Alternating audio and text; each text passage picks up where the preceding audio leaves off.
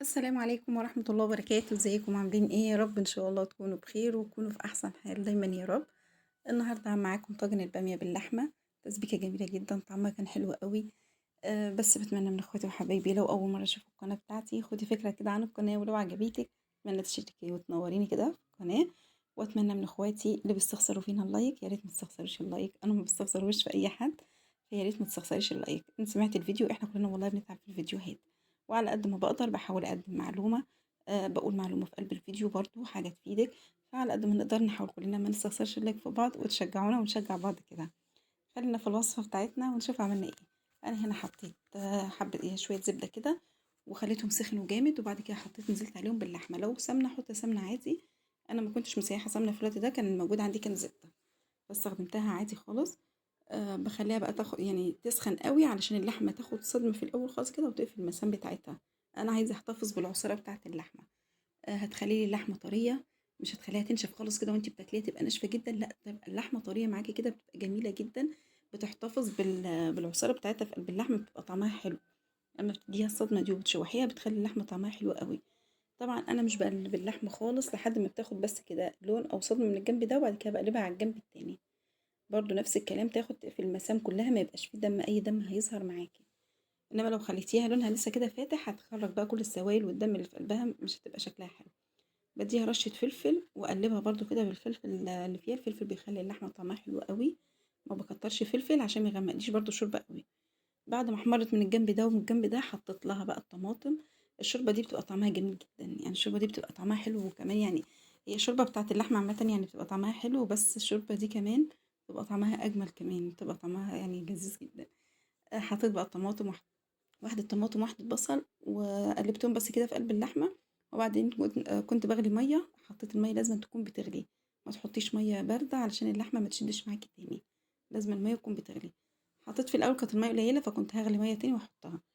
غطيت بقى الحلة، مش باغطيها الغطا يقفل على الحلة خالص علشان ما تغليش الشوربة بتاعتي، ما تغليش وتغرق لي البوتاجاز. باسيبه كده بس الغطا مرفوع كده من على جنب شوية. سِبت بقى اللحمة مع نفسها وهنا عملت تسبيكة. حطيت بقى بصلة كبيرة وحطيت معاها زيت وزبدة أو زيت وسمنة الموجود عندك المتاح، بس طبعًا الزيت والسمنة الاتنين بيعادلوا كده بعض، بتبقى الأكل معاكِ دسم كده وحلو. ده اللي بيحب الأكل دسم، اللي عايز بقى الأكل خفيف براحتكم بقى حطوا زيت زي ما أنتم حابين. هنا بقى أنا هاعمل رز بشعرية، أنا طبعًا باسيب البصلة بقى براحتها، هتاخد وقت مش هافضل واقفة جنبها، هاعمل بقى رز بشعرية علشان برضه الرز أبو شعرية يطلع معاكِ حلو. بتحطي يعني في ناس بيحطوا مثلًا نُص كيلو رز بيحطوا عليه ربع كيلو شعرية، هيطلع الرز ناشف معاكِ. إنما أنا باحط أقل من الربع كيلو، لو نُص كيلو شعرية باحط أقل من ربع كيلو، حاجة بسيطة بيخلّي الرز طري معايا وحلو أوي. وتقلبيه وتشوحيه كويس خالص كده، تصفّي كل المَيّة اللي فيه كلها تنشف، أنا طبعًا غسلاه من بدري ومصفياه. بس طبعًا والزبدة، الرز لمّا تحطي له زبدة أو سمنة مع الزيت طبعًا بيخلّي طعمه حلو أوي. الزيت بيخلّيه معاكِ مفلفل كده، السمنة أو الزبدة بتخلّي الرز طري وليه طعم حلو كده. دي كده معلومات كده للرز بس، فأنا قُلتها لكم وحبيت أقولها لكم برضه في قلب القناة.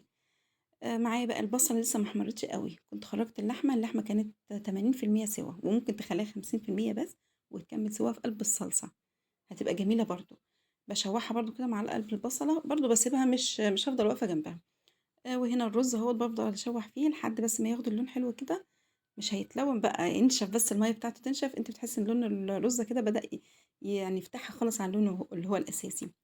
طبعًا اللحمة ما كنتش لسه حطيت عليها ملح، فحطيت على الملح على شوية الشوربة اللي أنا هاحطهم على الرز. هاقلبهم بقى كده في قلب الشوربة طبعًا لونها غامق لإن إحنا شوحنا اللحمة، بس الشوربة دي بتخلّي الرز طعم تاني خالص، فعلًا بتخلّي طعم الرز حلو أوي. هي لونها غامق كده وتخلّي الرز غامق حبّة كده، بس بصراحة بيبقى طعمه حلو، يعني هو مش بيبقى فاتح أوي بس بيبقى طعمها حلو. أنا حبيت أعملها كده، في بقى طبعًا اللي عايز رز أبيض ممكن بقى كان عملها بمَيّة بس، أو ممكن ما كنتش حمّرت اللحمة، أو لو حمّرت اللحمة ما تحمّرهاش أوي زي ما أنا محمّرتها، تخلّيها فاتحة لو أنتِ عايزة الشوربة فاتح، تخلّي لون اللحمة بس ياخد تشويحة من الجنب ده والجنب ده وتحطّي شوربة وخلاص.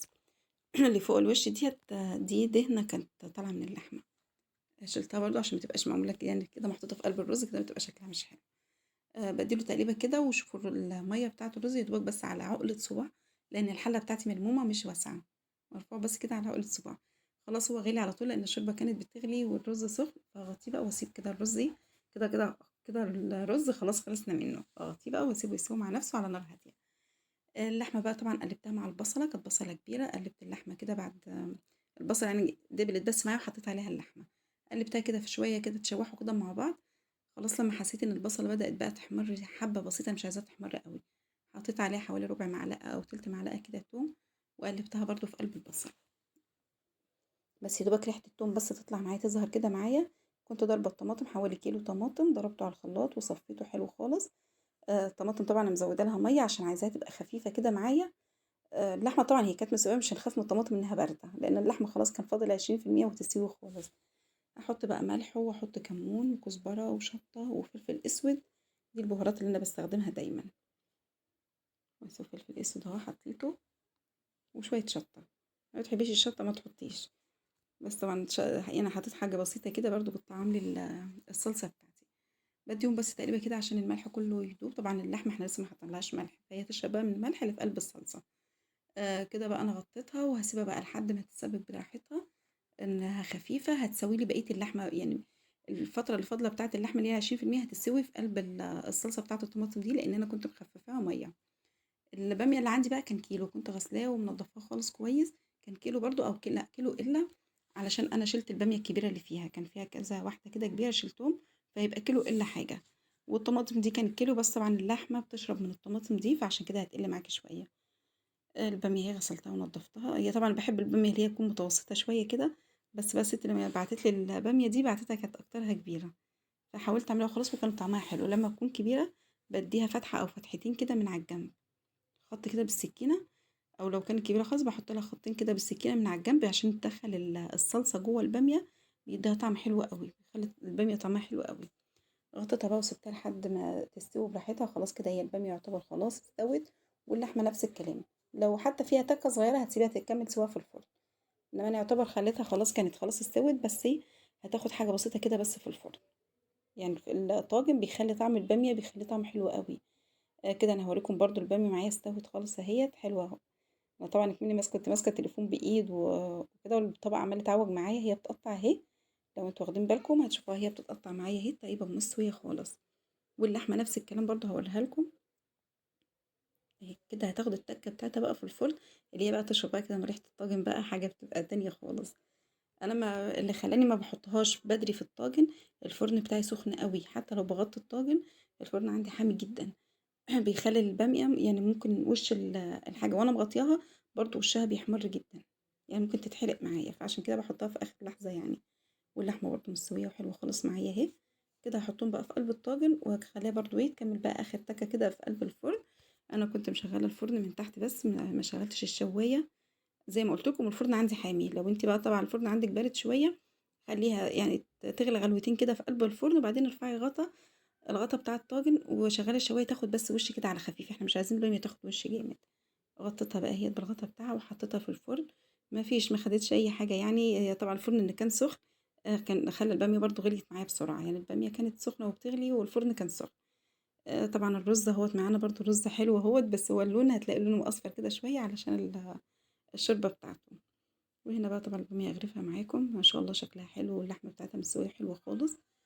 طبعا الطاجن طلع بيبقبق كده حاجه جميله يعني تنفعك دي في عزومات تنفعك في افراح. ما شاء الله حاجه حلوه يعني حاجه جميله كده تفتح النفس بصراحة.